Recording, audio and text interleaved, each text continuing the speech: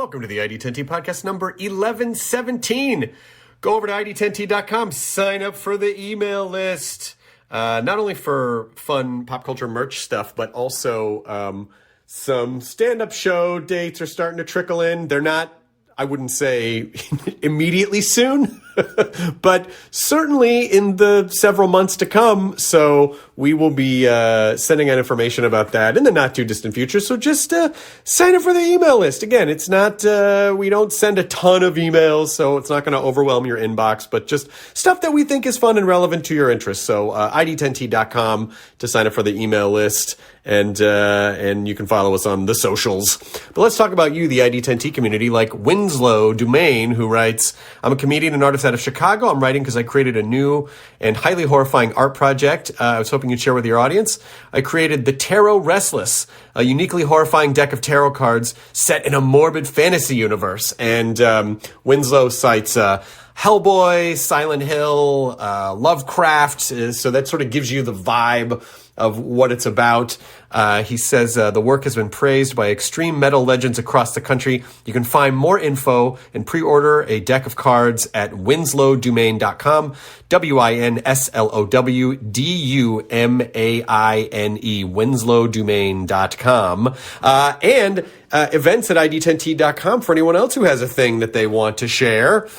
But let's talk about this episode. It's Kevin Bacon, who pretty sure this is his third time coming back on, which delights me to no end that Kevin Bacon has been on the podcast because it's Kevin Bacon. It's freaking Kevin Bacon, and he's rad every time he's on. Just such a nice, down-to-earth dude. That makes me so happy. I honestly, there are many things that make me happy that I started doing a podcast 11 and a half years ago, but one of them is just people that I admire their work, and they turn out to be really cool and down to earth and pretty normal. You know, it just makes me happy. So I certainly appreciate Kevin Bacon's generosity with his time over the years and just being a super cool dude. His show, which is now in season 2, City on a Hill, which is on Showtime now. So you can watch it. Go watch Kevin Bacon in City on a Hill and pretty much anything else he does. Just go watch Kevin Bacon. And now listen to him, but listen to him first. Right here on the ID10T podcast number 1117. Let's roll the thing. Initiating ID10T protocol.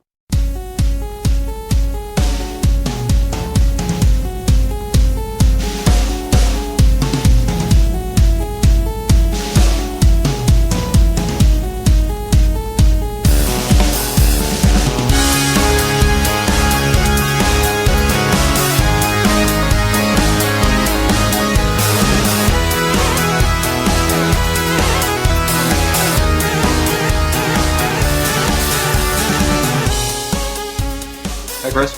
Hey, how you doing? Nice to see you too. Are you doing a crazy long press day, or is this? No. I had one other thing today, Today Show thing that we did from the house here, and that was it. Is it going to be weird to go back and travel around and go into studios for things and travel around? Are we spoiled now? I could just go into a room in my house and I don't ever have to leave to go do this stuff anymore?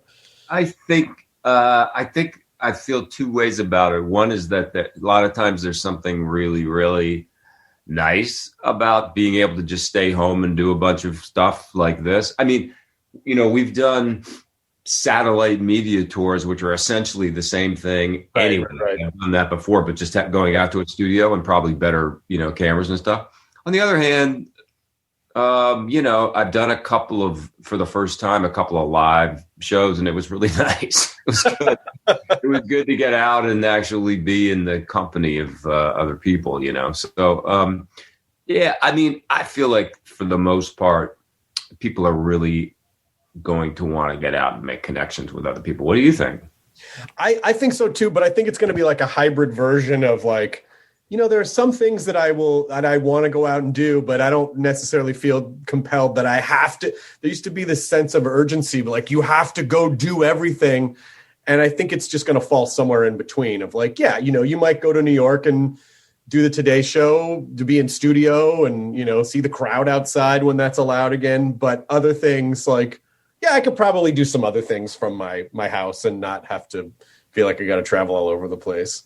I've been amazed when I've been doing these Zooms, how many people have guitars. I see you got a couple of, they look like maybe, what are they, Gibsons? That's a 63 Gibson Hummingbird. Hummingbird, yeah. This is a 56 Martin 0017. 56 Martin? Yeah. And then that's a Gibson from the 30s, like an archtop that my wife got me as a Valentine's present. Cool. And then I have a guitar over there that's made by this company called Pre-War Guitars, and it's one of my favorite. I absolutely love it. I don't know if you're familiar with them. No.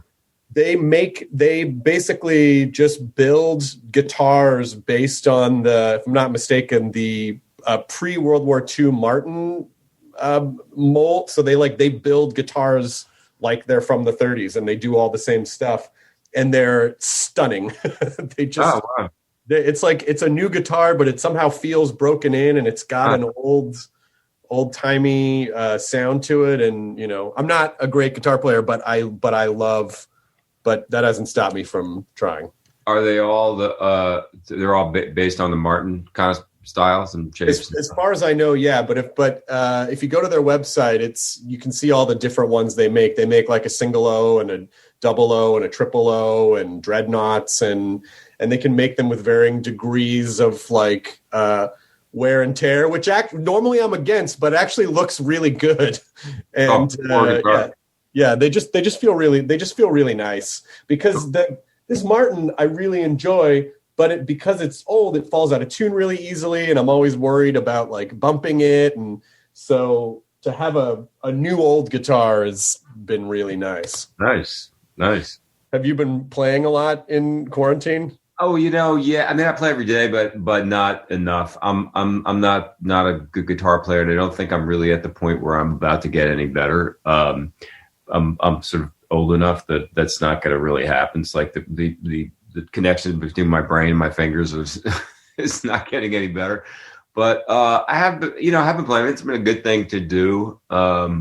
Did some writing. I actually recorded a song in quarantine, and then we went and did a video of it also in quarantine, all using file sharing and stuff, right? Like that, which is pretty easily to do these days.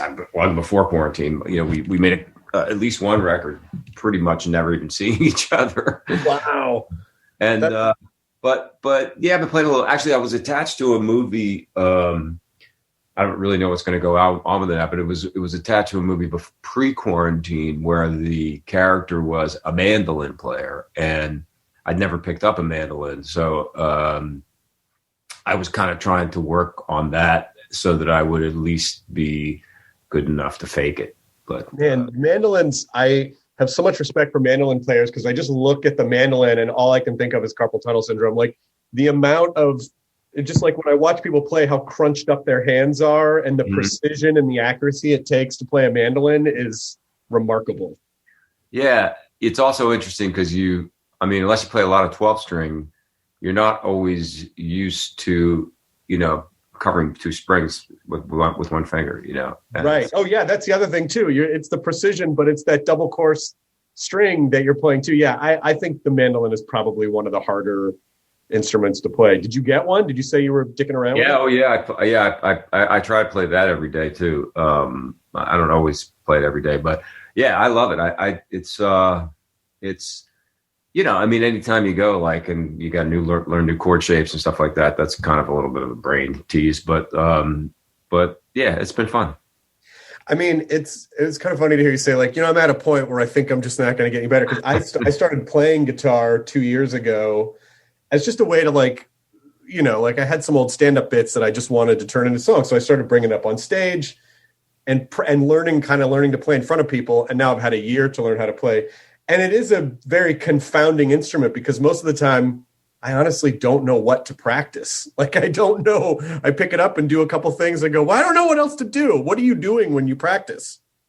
Oh, wow. Well, I mean, I'll practice actual songs of mine, and then I'll practice other people's songs, and then you can go down a YouTube rabbit hole. I mean, oh my gosh, there's so many teachers on YouTube, and a lot of them are free, but then got others that I've signed up for as, to kind of do the course. And I'll just kind of flip through and see, something that I haven't really looked at for a while, and just take these online things. I mean, I think they're really kind of remarkable. And also a lot of times you'll go in and say, well, I don't know, I want to play a certain song, and there's a lot of different interpretations of how people are playing things, and it's really fun because the guys are out there and they're doing analysis based on live performances, and and they're probably zooming in on their fingers and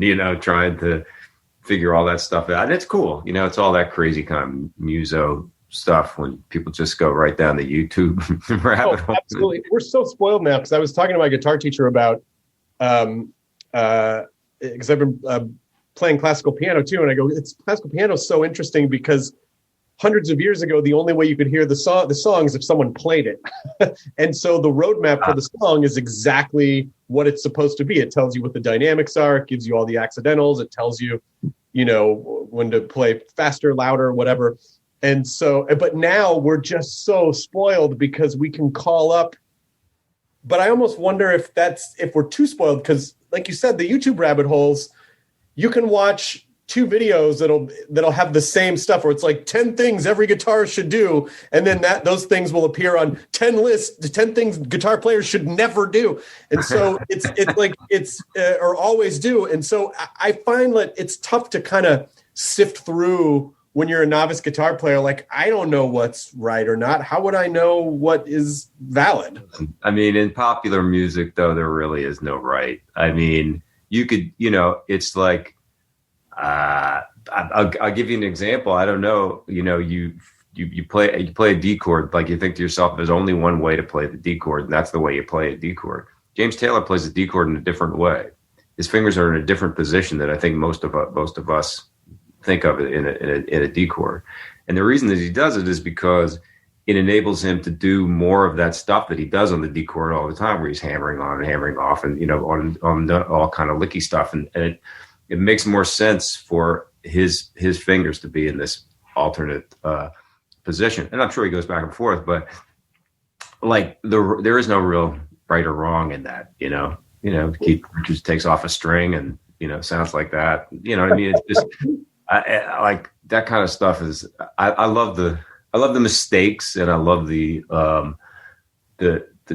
way that people come to it, especially, and it is a big difference between that and classical music, where as you pointed out, it's a really pretty strict interpretation. As far as I know, I don't know that much about classical music, but I feel like if you decide to play a song in a different way than somebody else did, that's what makes it cool. Yeah. It is the interpretation. How do 2 people have the exact same roadmap and come up with 2 completely, whether it be inversions or just different types of playing technique? Some guy made a really funny video that was about, I think he was playing like classical guitar or bass or something. He was playing something on bass, classical, and he would make mistakes, and then it was a panel of himself judging, and then he flipped to jazz guitar, and then they were like, that's the greatest thing ever, because like all the things that were mistakes in classical music were basically for jazz were like these inspired, brilliant, Right. So it is about figuring out how to embrace the mistakes too. But it's but I do find what you say true. It's like I don't know how much better I'm going to get at this. I just don't understand.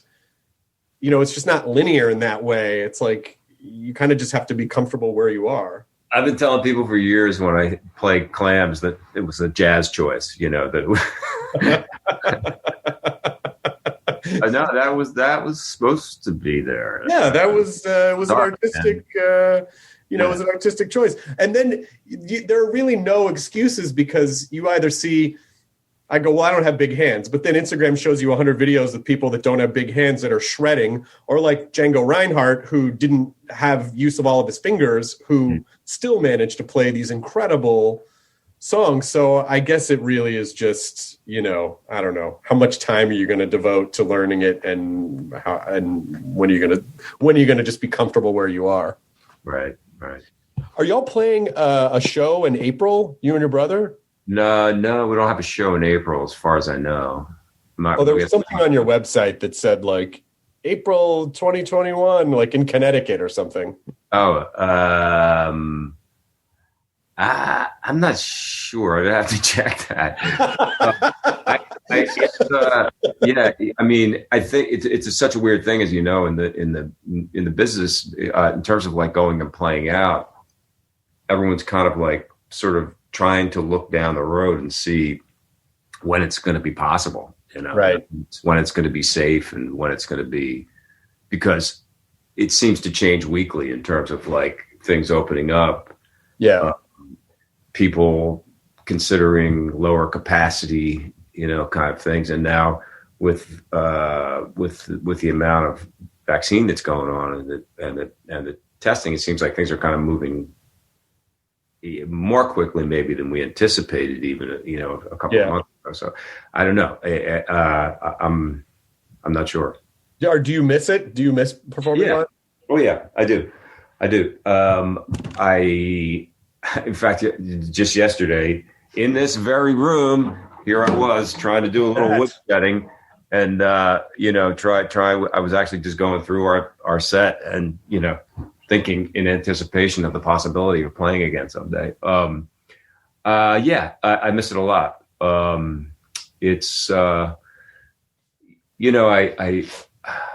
used to do a lot of theater when I first started out, and through the years I've continued to. And I think that the feeling that you get from being in front of a live audience, and the feeling that you get that this one night is just a super, super special night that is not going to be the same as tomorrow night, and that this group of people and you are going to have this shared experience, is something that's just, I find it just a big part of my creative life. And it also creates butterflies, which I don't really get on a set anymore. I've spent so much of my life on sets, that the idea of a live show when you don't have take two, and when anything could happen and, go wrong or go great, is something that's just, I miss it when you're playing with a band, especially.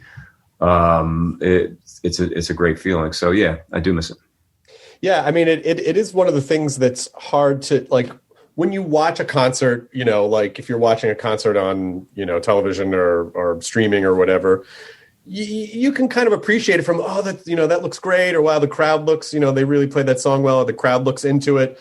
But there is just nothing that replaces that feeling of bringing a group of people together for that singular purpose of forming this basically temporary community, and all the things that come with that. But it's still, I still marvel at people at bands who can play the same songs for like 30 years. I think that level of performance, of being able to find something new in a song, having played it, especially like bands that have like hits that they're probably exhausted by, that crowds want. And I imagine that's just because they're finding that energy in the audience itself, not necessarily in the song. Oh yeah, I think so. Yeah, I think so. And it is, it's an amazing thing when you get that energy back from the audience. I also think that even if you've been playing a song for a long time, there can be moments of discovery. In the same way that if you've been running in a show, I mean, I don't know about years and years and years, but I've had some, fairly long, probably 6-8 months runs on a stage show.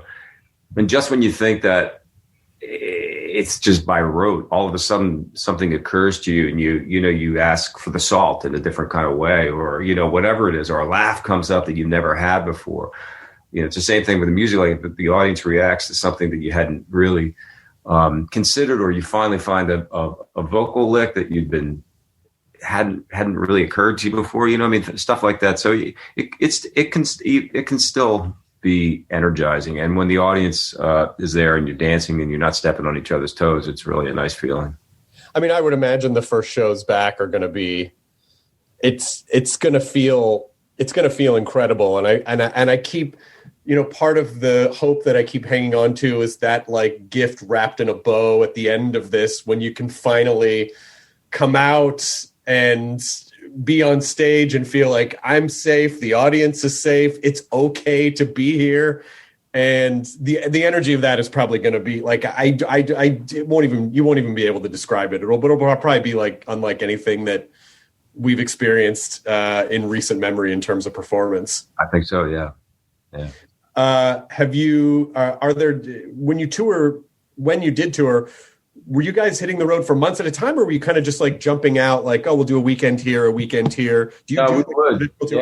Yeah. No, we would. Our last tour was probably, I guess 3 months, maybe something like that. It was like 50 dates, I think. Oh my God. And I kind of, it's interesting. I mean, I really feel like that I'm not sure about that so much working for me anymore. It's sort of like something that is really great when you're 19, you know, right. Or, you know, my age, but then a giant, you know, rock star who's like, you know, has his own bus or is moving in a plane or whatever, you know, 10 old guys crammed onto a bus down to town. I think the bloom is off the rose a little bit. But, you know, but the thing is that it's always in service. This is such a classic kind of, you know, rock and roll statement, but it really is always in service of the time that you're on stage. And, you know, all the other stuff that you do, getting to the town and killing what seems like hour after hour after hour of waiting, going through sound checks, which can sometimes be fun, but are usually pretty painful, you know. It's all in service of that, you know, that slot of time that you get to play. And it's the audience, but it's also just the feeling of making music with other people is just good. I mean, it's just good, you know. And so and with my brother, you know, so yeah, I don't think I'm, you know, I'll have like a, you know, 200 date tour in my future. And it's funny that the sort of how comedians and musicians just sort of peer over the fence at the other yard and go, it looks really cool over there. Cause you know, comedians will go, oh my God, you can play the same songs over and over and people ask for them, but you can only do bits like once or twice. And then people are like, fuck you, I've already heard this. But then bands will go, yeah, but you just walk up on stage and it's just you and a microphone and that's it. And I do think about when I started bringing guitar with me, I was like, oh yeah, you gotta go in and do more in the, all right, okay, less. All right, does that sound okay out there? You know, like you have to form a relationship with whoever the sound guy is every single night. It's like you don't carry a guitar tech. You tune your own guitar. Yeah, exactly. Well, yeah, especially because I feel like it'd be weird because you know, I was mainly touring comedy clubs before everything because I'm building up a new hour, and I feel like it would be weird if I was in a comedy club with like 300 people and a guitar tech and a guy off to the side and like 4 guitars. That would feel like, what are you doing? It's not, come on, dude. What are you doing? Speaking of live, my wife and I went to the Magic Castle in Los Angeles and heard comedy from the car, which was really kind of fun. I mean, was it good? Because I had friends who did a bunch of those shows and they were like, well, it's weird because you can't hear laughing, but they'll flash their lights and you hear honking. Yeah. So, well, they give you these plastic clackers that you can reach outside the window and smack them together. And you hear people like across, you know, kind of hooting and stuff like that. But the you know, the sound's coming on the radio. Right. Oh, right. Yeah. Yeah. But I loved it. I mean, I was like, we got out of the car, you know, we laughed a bunch. I mean, I would say the hardest part about it was that you're really pretty far away from the comics. So actually seeing their face, it was pretty far away, but it was still great, you know, and you have that shared experience within the car, you know, between the two of us, the things that we're finding funny or not, as the case may be. But it was great. I mean, it's one of those things where you go, do I want to be doing this forever? Would I rather be sitting in a club? Yes. I think I'd rather be sitting in a club, but in support of the art and in support of the comics. And, it was a fun thing to do. This is what we had. This is what we have for now. Yeah. We didn't, I think it was probably 3 months into quarantine where we finally got takeout, where this is this one restaurant that we used to go to all the time for date nights that had our credit card on file. So we drive up, they'd put the stuff in the trunk and we drive away. And so it was super safe. And that first night of that different food in the takeout was like, we just wanted to curl around the food because it felt, and it sort of feels like that too, just that need to sort of just be connected to the world or just do something that feels like, hey, this isn't ideal, but this is what we got. So this is going to be fucking great. Yeah, totally. Have you felt particularly creative in the last year? Like, have you been writing or doing stuff, or have you just been able to kind of shut down? No, I have done a lot of stuff. Well, right out of the gate, I wrote a song called Corona Tune, and then I started to record it first with my own just kind of home situation. And then a friend of mine who lives down the street from us in California has a little studio, and he produced it with me. So we were able to mix down there wearing masks and everything in this, just the two of us. My brother sent some cello parts. Oh, wow. And I layered my own vocals onto it. And then after that was done, my wife and I were back here on the East Coast, and I said, I'm trying to shoot this video. Will you help me with it? And because there's some shots that I can't really get of me, and she was like, sure. So we took the iPhone out and a GoPro and started shooting it. And we, I cut this video remotely with another friend of mine, put that video out. Then she woke up and said, we're sitting here, let's make a movie. So we made a movie, like a 10-minute short that she conceived, and we kind of wrote together, and then we directed each other in it. We lit it, we operated it, we did the hair and the makeup, the wardrobe sets, and the whole thing. And it was just the two of us, and that was really, really, that was great. So we're going to be in some festivals, and we finished with that. So yeah, I mean, I think I'm pretty. Even without the quarantine, I'm one of those people that's pretty good at waking up and saying, I want to try to do something. I mean, I think honestly that as much as I have sort of a love-hate thing with it, the social media has been fun because, I've always taken the time to make silly little like videos and stuff and share them with my family and, just kind of joke things. Now, I can put them out. You know what I mean? It's like I'm basically doing the same thing that I've always done, but it just is on a sort of a wider audience. I tend to be someone that gets up and tries to figure out a job. I'm not somebody that wants to spend a lot of time on the couch. That being said, I also have said to people that there's a low level of trauma, I think, that we've all felt during this time. Absolutely. And it's not to be taken lightly. This has been a real world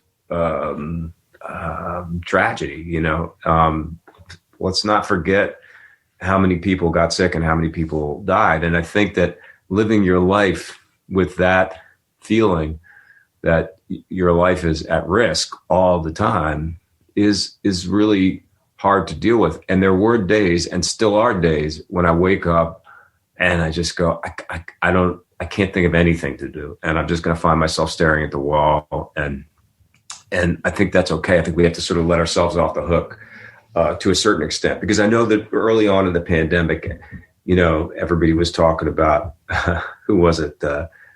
Shakespeare wrote Midsummer Night's Dream during a plague or something like that. Right. That's what we should all be doing. And I think that you have to tread lightly with that notion.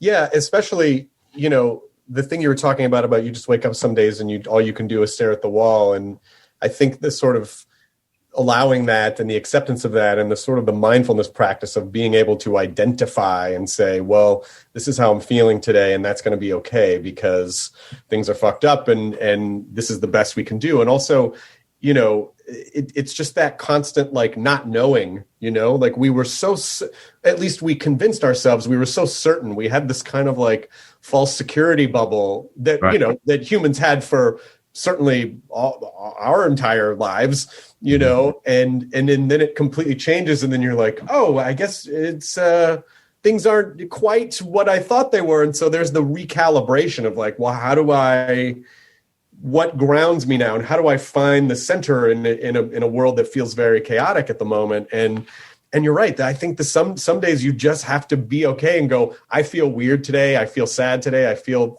And I just have to acknowledge that I feel that and know that it's okay without adding the extra pressure of like, why am I not writing a novel? Like, just fucking just try to go easy. The world is rocky at the moment. Definitely.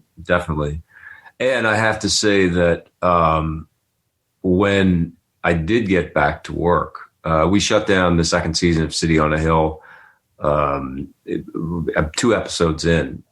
And thinking, you know, well, we're just going to take a couple weeks off. Right. And, you know, that turned into whatever, 6 months. And then we went back.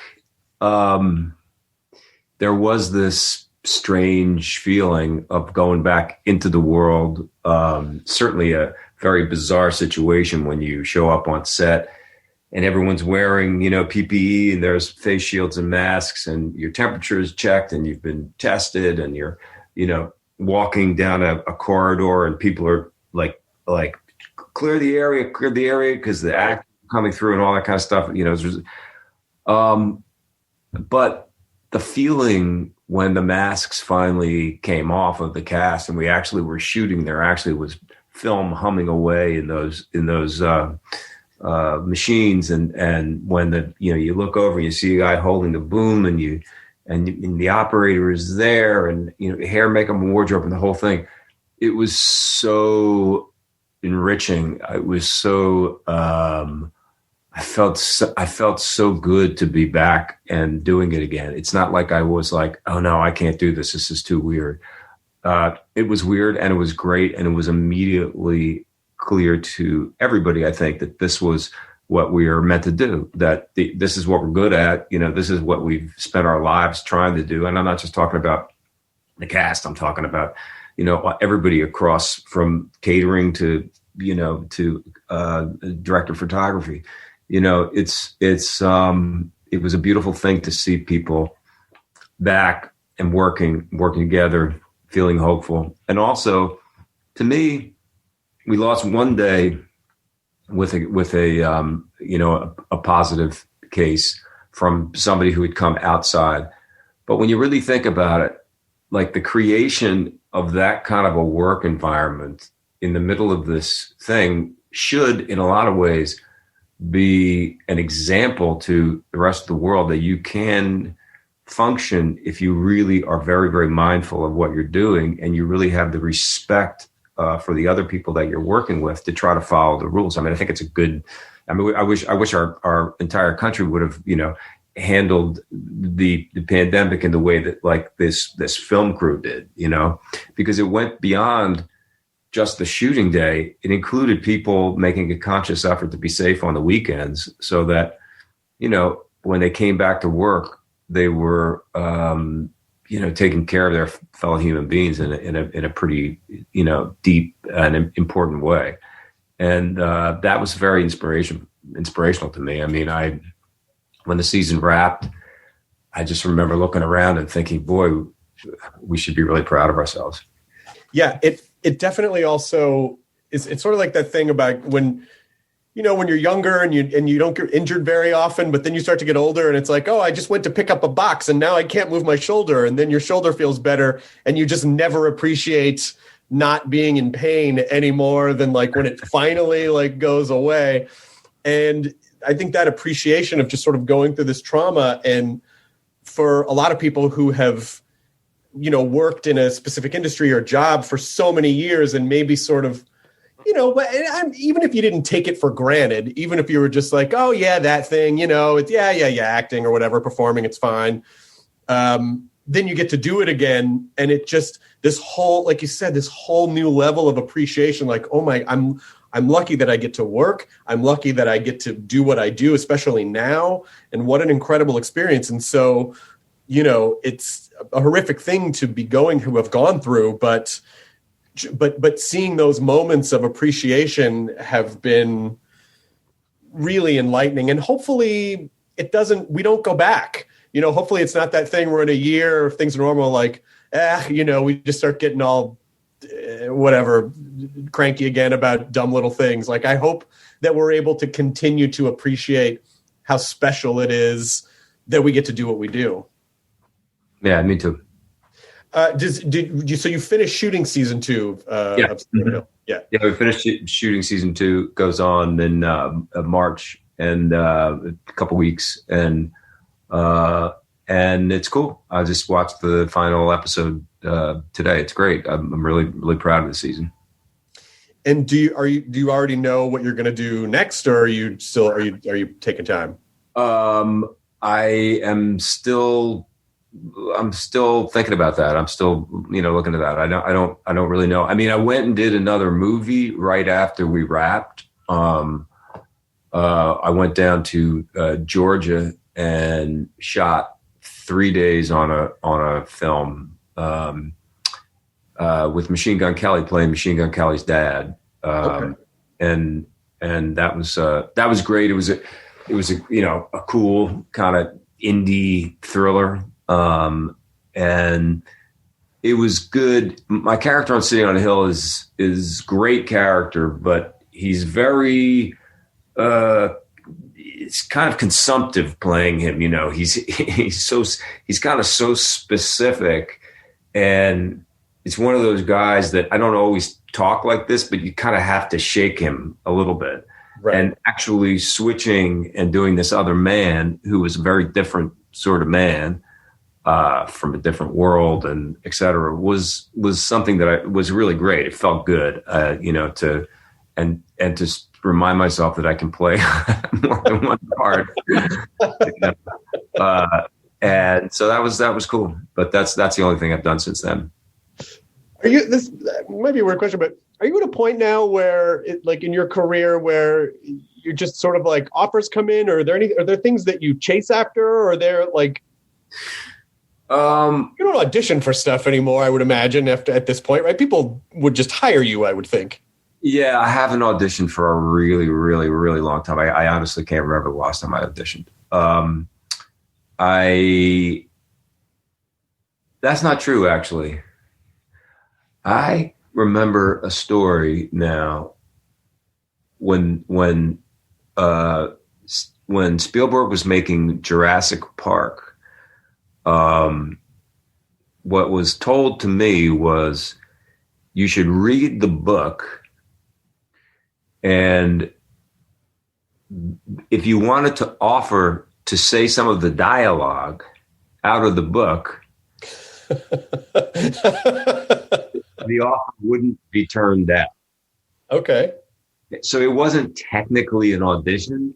Right. I read the book, read Jurassic Park, and, found some little scenes where, he had written out dialogue in the book, just like I didn't put from the novel. And I said, hey, can I read some of this? And Stephen was like, oh, okay, sure. And so I think that was technically my last audition. I didn't get it, by the way, clearly. Which is fine with me. I was talking to some actors the other day who were saying, boy, I really like the audition. It really makes me, I never liked it. It was never something that I looked forward to, but I know my wife, she likes it. She feels like it's a really good way for her, and she doesn't audition very much either, but she kind of feels like it's a good way to see if it's a good fit for her, as well as being a good fit for them. My feeling is, if you can't tell from what I've done so far. If you're not sure from what I've done so far that I'm the right guy for the part, probably don't want to work with you. I knew. I felt like it was a dumb question when I asked him because, like, what Kevin Bacon? Why would he audition? He's like, I've done hundreds of. Yeah, exactly. It's like, is someone going to go? I don't know. And listen, here's the weird thing about it is that, what you want to do when you go to work is you want to put yourself in the hands of someone who's going to make a lot of big decisions, and you want to trust that they're going to make these big decisions. So my feeling is, here's their first decision. Do they want me or not? That being said, though, I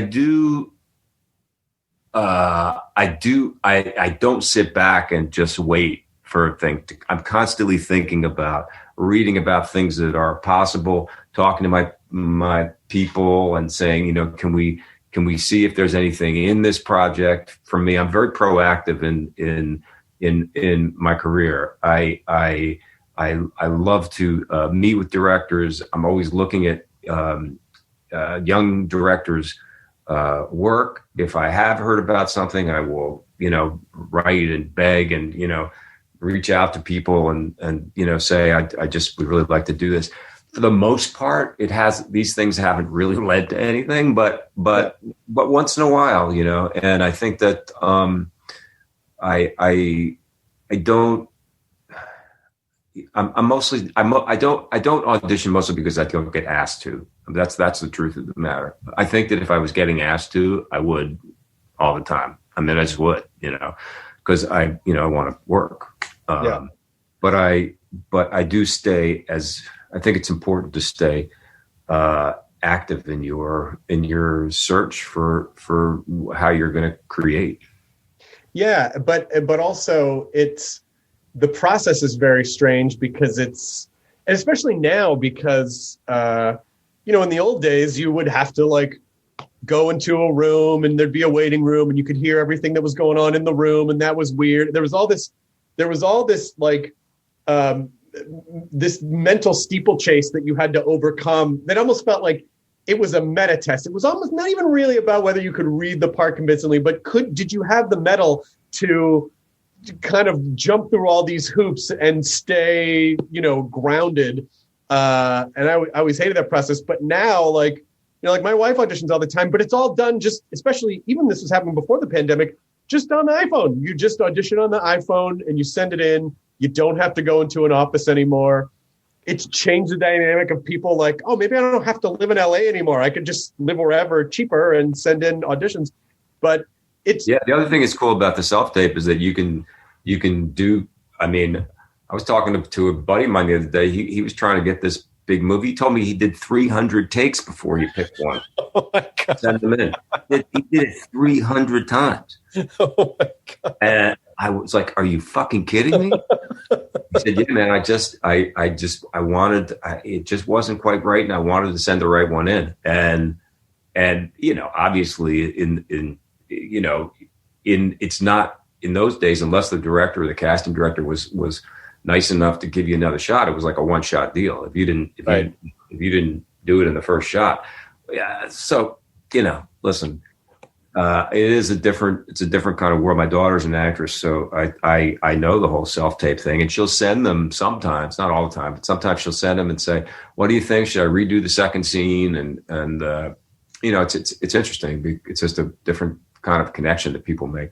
And I know from, I directed the first episode of City on a Hill, so we had a lot of casting to do to, get the second season going. So I know from the other side too, is that you watch, tape after tape after tape after tape. And it's actually difficult because I think for a lot of people, there's a pretty heavy level of multitasking that goes on these days.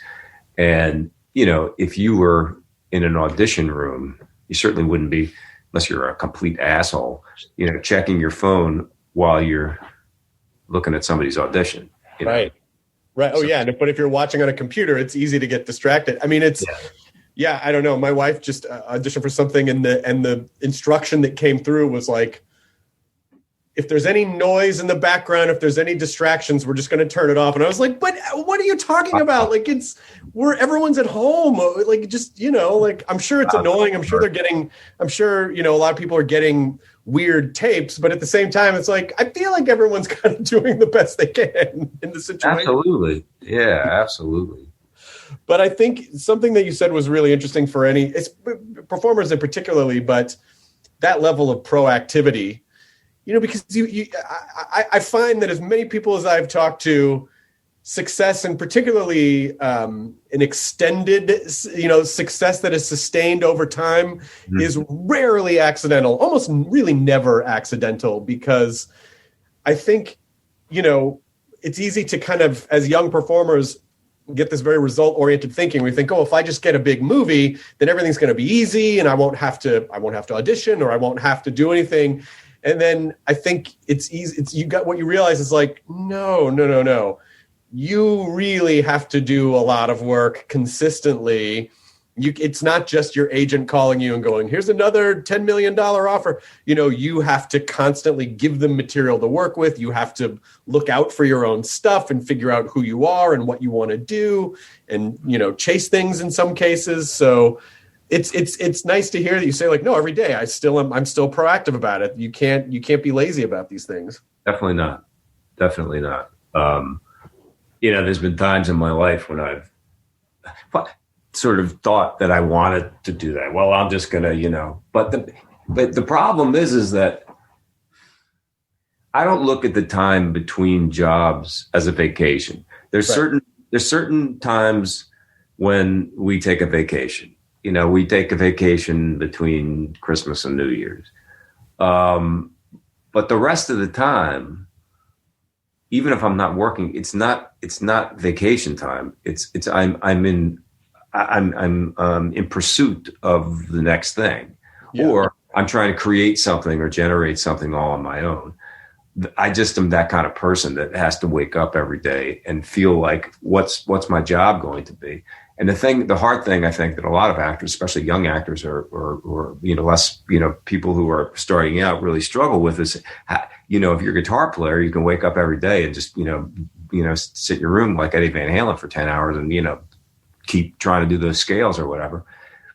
If you're an actor, it's not an easy thing to practice, know. I don't even know. Do comics practice in their room by themselves, or no? It doesn't work because you can't. And that's been sort of the conundrum during the for comedians, is that I feel like comedy clubs they're a very tricky thing, because comedy clubs are the ones that work the best, are a little smaller. People have to kind of be cramped in. You're on a microphone that 1,000 other people have used. There's like a lot of things about it, but you like, I have friends who've done Zoom shows, and they're like, well, it's a different speed, and it sort of reminds you of when you were doing open mics and there were maybe 2 people in the room. But I just feel like, the audience in your head might think something is funny. You never know until you get in front of people. Because it's a relationship that you form with the audience, and they are required for 50% of it. You have to bring the stuff, and then they have to bring whether or not they like it. So that part, there's just no substitution for that at all. Yeah. So that's why I think that the being an actor, I'm always trying to think of ways to practice being an actor, and there's 2 pieces of it. One is the practicing the acting piece, and the other is the trying to generate work piece. So I try to do one of those 2 things every day. Yeah, and even the other thing for actors too is that, if you're a stage actor, you to a degree you rely on the vibe of the audience, but if you go, well, I just really want to be a film and television actor, that is a really tough one to practice, because how do you know if you're growing or doing a good job without a director or a teacher? Or that level of self-reflection can be kind of difficult if you're just watching your own stuff and going, I think this is, I don't know. So yeah, I would imagine that is also challenging for people who only want to be actors because, yeah, like you said, I don't know I have no idea how you practice that, alone. Do you feel at this point, are you driven at all by like, oh my God, what if I never work again? Or what if do you still have some of those do those ever go away? Always. I can't get past it. I really can't get past it. I mean, maybe I'm a little bit past it in degrees, but I always think that every job is my last job. I just do. It's just that those days those memories of those days run so deep. It's a little crazy, I think. It's something that I, have kind of tried to work on and tried to keep the wolf at bay in terms of those kinds of feelings that it's a feeling that I'm not going to work again, and also that I'm going to be Emperor's New Clothes. That I'm going to be sort of discovered as being a hacker, low rent. Imposter syndrome. Imposter syndrome. Yeah. Yeah, I do. I still feel that way. And now at my age, it's also a little bit shifted a little bit because then it also becomes this question of remaining relevant and interesting and for a guy vital and powerful and all these kinds of things are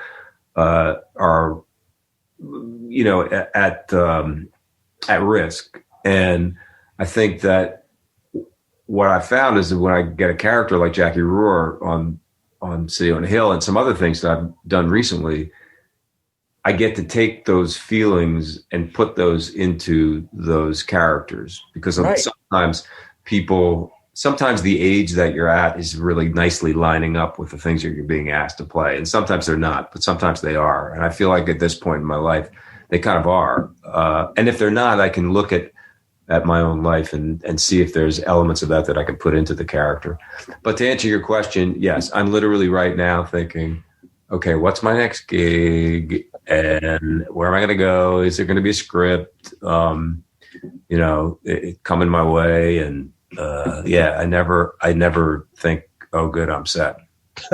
Well, and half of that is probably good because it keeps you motivated. But the other half of that is like, how do you balance that and in a way that's healthy and not destructive? Yes. Because that sort of negative self-talk path is dangerous because you don't know. I feel like it's hard to know, like, well, is this just sort of like is this a healthy fear that kind of keeps the fire going? Or is this just part of a ritual where every time I finish something, I have to go, well, that's probably the last thing so that the next step is that I get to be pleasantly surprised and now it's just a part of my like ritual. Like, well, if I have to follow these steps, because it's just such an uncertain business. But that's a very interesting question, though. I think that's a very interesting question that you're raising. I mean, I think in a lot of ways in this life, you have no one to blame but yourself. In some ways, like if I feel unsure about the possibility of work, it's something that is created in a lot of ways by me, by choosing this very, very unstable line of employment, and never even considering doing anything else, it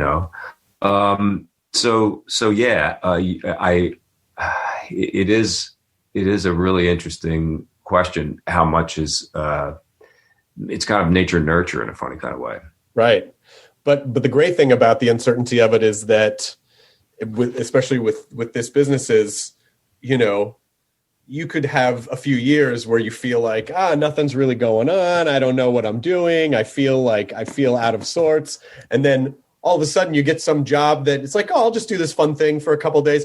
And then that turns out to be a thing that completely redefines, like, you really never know what gift is around the corner. And I think that's kind of the fun sort of it's almost like antique shopping in a weird way, where you're like, yeah, you might go to 10 antique stores, but then you stumble across this one gem of a thing that no one else, and then you feel like your life has changed, and you needed all those other times to get to that point.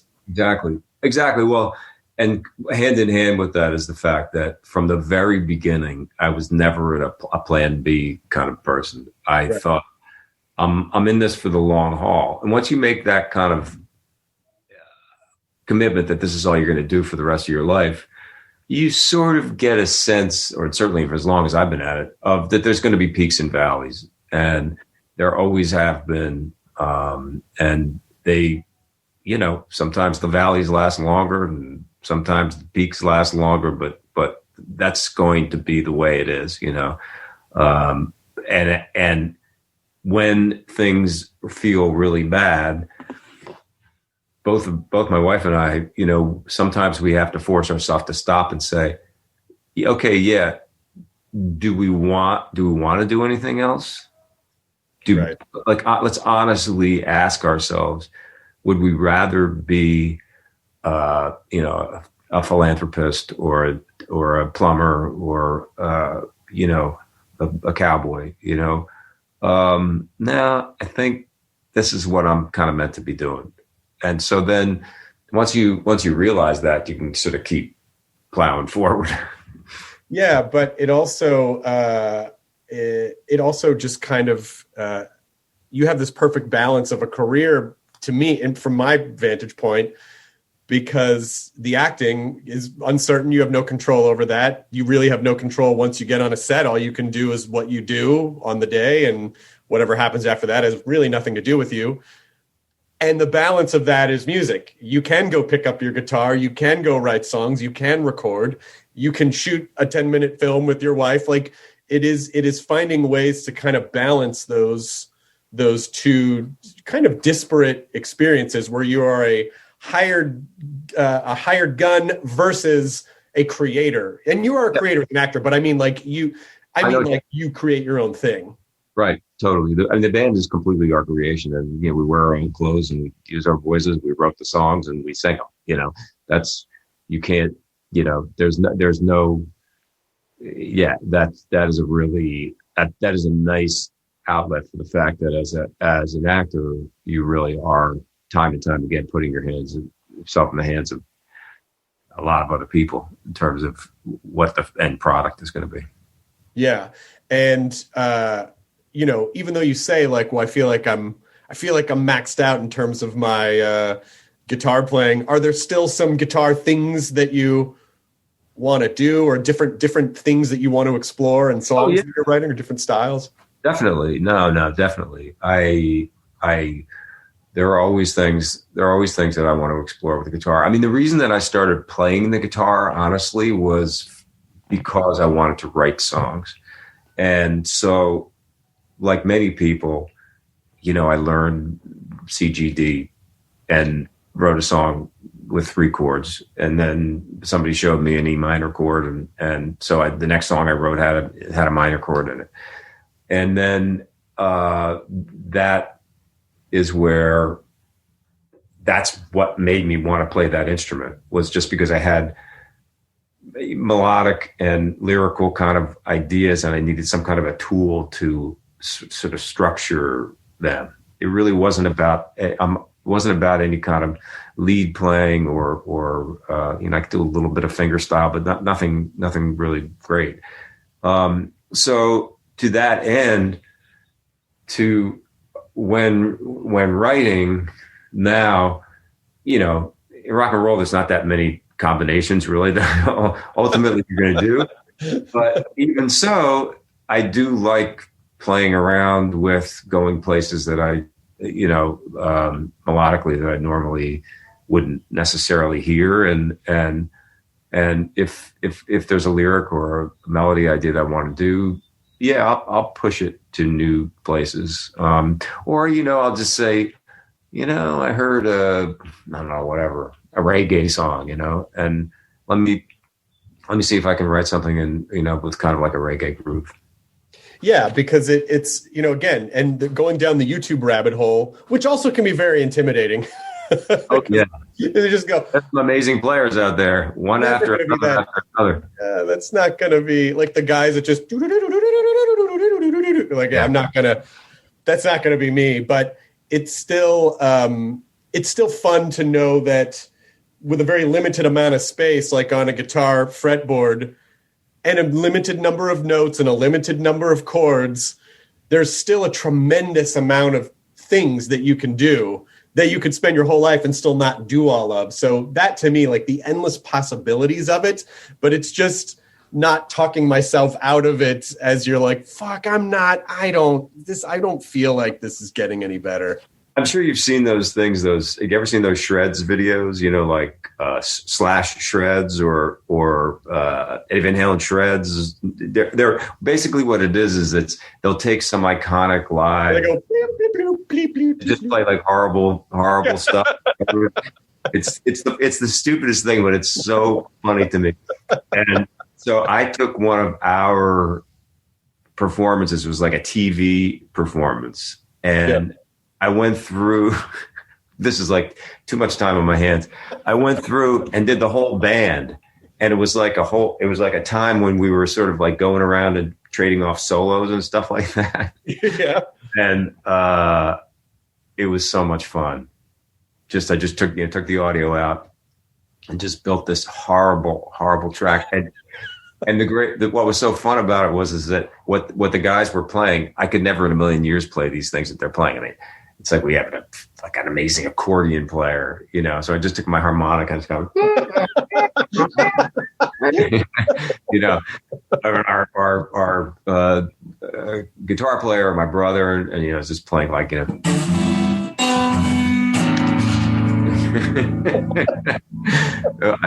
It was a lot of fun.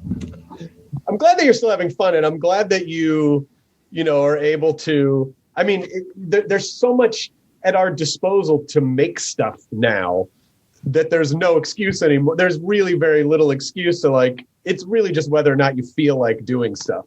Well, that's what I tell young actors. I mean, this is a different world that you're in now because, you know, at some point, if you hang in there long enough, you're probably going to start thinking about wanting to generate your own material. And in this day and age, if you have this, just make yourself a movie. I mean, you know, why not? What's the worst can happen? And, you know, when you talk about being able to practice acting, it's a pretty good way to understand your craft. The first time that I ever saw dailies was during Footloose, and I begged Herbert Ross, who was the director, to let me come to dailies. And in those old days, they were all screened on 35 millimeter. After work, everybody would gather in a theater, and there'd usually be some pizza and beer and stuff, and the crew would sit there and watch. But actors were traditionally not allowed ever to go to dailies. It was just a thing. It's to this day, most directors don't want me or anybody else anywhere near the dailies. But Herb let me in, and so you'd see, you know, take after take after take, and it was such an amazing education for me because I started to see that certain things that I thought I was doing, I wasn't doing, and I started to understand if I had an idea of something that I wanted to put across on the screen, this was the way to do it. Right. And if you, as a young actor now having a camera, you could do that. You know, it's like, you know, you can film yourself. You can get over that horrible feeling like the first time you hear your outgoing message. You know, back in the 70s, left your message. When you look at yourself in a movie on the premiere night, you multiply that outgoing message by like 1 million. You know, and here's your face, and here's your body, and here's your voice, and your movement and all. But if there's a way to kind of learn that, temper that technique, I think people should make their own movies whenever they can. And you were okay watching the dailies for Footloose? Because I feel like a lot of directors don't want actors to watch because of performers' like weird vanities about things like, oh, my chin looks weird in that, or oh, why'd you use that? And then it just sort of adds like headaches for the director. So were you able to watch it a little more objectively and be cool with it? Yeah. I mean, listen, that's exactly the reason why, you know, directors, I mean, there's plenty of stories about, you know, somebody starts out with a character, and then halfway through they see their dailies and they come back with a French accent. I mean, or like they're wearing a big hump or something. I don't, yeah. Listen, it's there is a risk factor there for sure, because we're not always super objective about our own work. That being said, I wasn't really in a position to make any changes. He was, he was in the power position. There were plenty of producers who were way more powerful than me. And I knew that was the risk, because I knew that I remember on Diner, Barry Levinson wouldn't let us watch any dailies. I snuck in one time to the editing room and just kind of looked over this guy's shoulder. But, I knew that if I said, hey, I think I should change this, or, hey, you know what?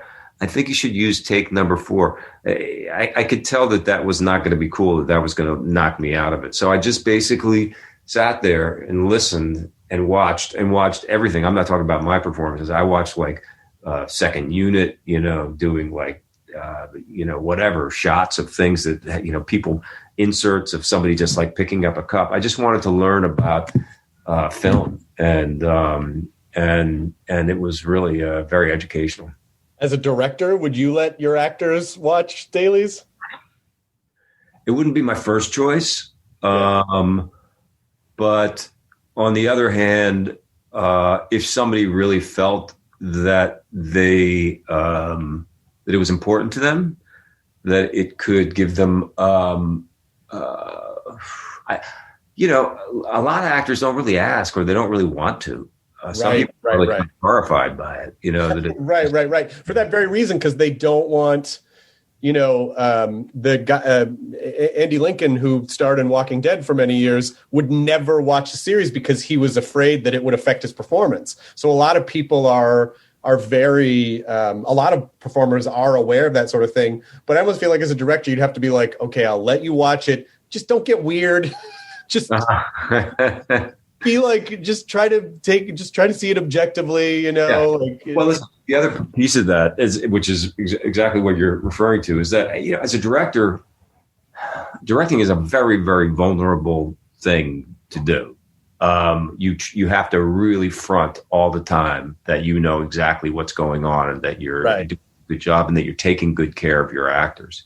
Right. And if somebody sees something, and let's say they really don't like the way they look in a particular shot, but you really had no intention of using that moment for that shot, it was only for when, they turn around and walk away, or, whatever it happens to be, you're setting yourself up to be, criticized. So I understand why directors are reticent to do it. What I do mostly now, just because it's not, I'm not quite as sort of adamant about it anymore, is I just want to see, a scene, and just see if I feel like I'm kind of on the right track, that I'm, that I'm in the pocket, or if I'm making any kind of giant mistakes. It's not a way. I know how hard it is to be a director, and I know there's a really long journey between the dailies and the movie.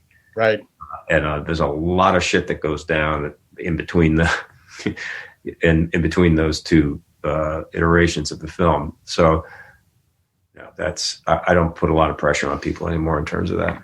Well, that's good. And again, you never know. Like this thing that you made with your wife, that could end up being like the next, like you could get some huge thing out of that, it's like, oh, now you guys have to, like, you just don't know this thing that you just made because you were like, we're just sitting around. Why don't we just do this fun thing, that she said we should do. And you listened, which was good. Now, who knows what that could become? And not that it matters if it does either way. It's going to be huge. Let me tell you, it's going to be huge. It's going to be the biggest 10-minute movie made in somebody's backyard that's ever been made. But you never know. And, what's fun about that is the intimacy of it. And it almost seems like that, like the purity of y'all doing that is there. That's where the kind of the magic lives. Because let's say a big studio came to you, like, we're going to give you $10 million, go make a thing. Of course you could do that. And of course that would be great. but it also, there's a lot of business stuff that would kind of get in the way, where this was just something that was fun. You just made it because you could and you had the time, and, you know, like being able to remember, like, well, this is what it's about. It's just making stuff because we like to make stuff, not for all these other reasons that we use to kind of judge or kind of figure out where we are for our own egos, our place in the business or whatever. And I think it's amazing that you guys did that.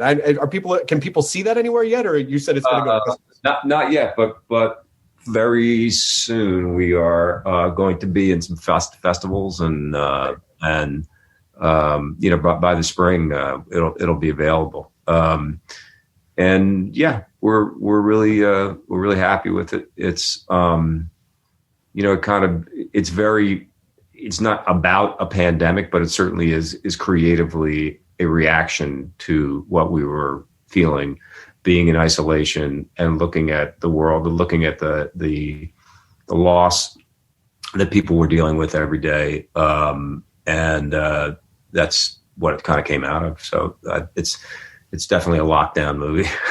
Well, but that, you know, like I don't sound like a douchebag, but that's art. You know, it's like you're basically re-expressing some emotional experiences that you had, and that's the sort of the purity of art. So I think it's great that you did it. I think it's great for people to know, because I'm sure that particularly young performers make a lot of assumptions about people that they look at and go, that person's so successful, they probably don't have to do X, Y, or Z, or they probably don't feel X, Y, or Z like I do.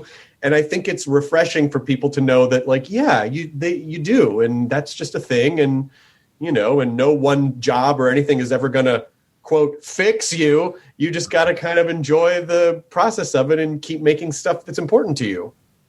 Absolutely. Yeah. Before we wrap this up, because you've been very generous with your time, and if the answer is no, it's totally fine. Is there just one thing you could show me on guitar? Is there one, like, a thing that you go back to, or a thing that kind of changed your perception, or just like something, just anything? Can you just give me one guitar tip? A tip? Well, I'm not convinced that I play any better than you do. I'm convinced that you play better than I do. Let's see.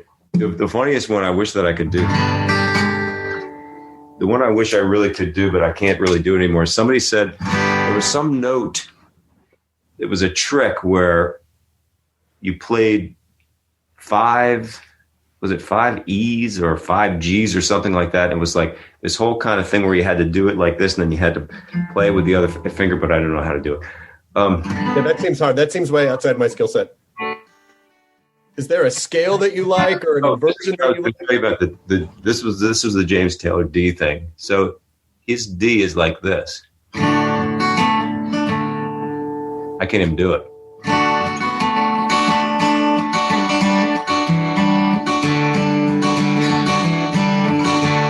I see. He's using the 3 stronger fingers because he's doing all the hammer-ons and pull-offs in there on the D. Yeah.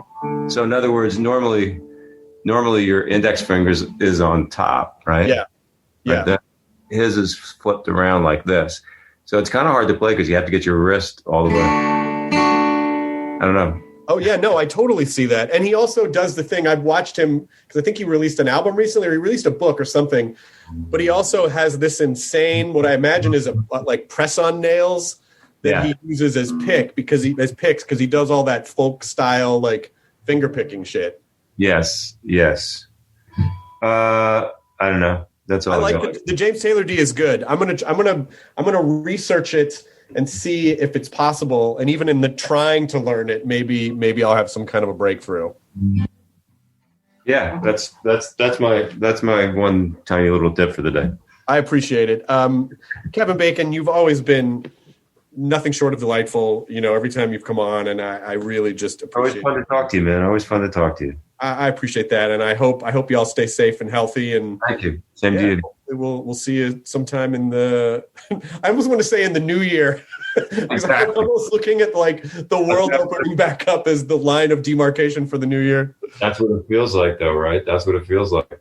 We're all looking for a new year. I think we were looking for a new year from 2020, and then it didn't quite turn into one. And now we're just like, okay, what about now? Is now okay? And, yeah, now. Now things would are work. opening back up, and it's like, okay, everyone, don't get crazy. It's like, it's nice, it's good. Don't get fucking crazy. Like, we just want to, like, let's just ease back into this. Let's make this okay.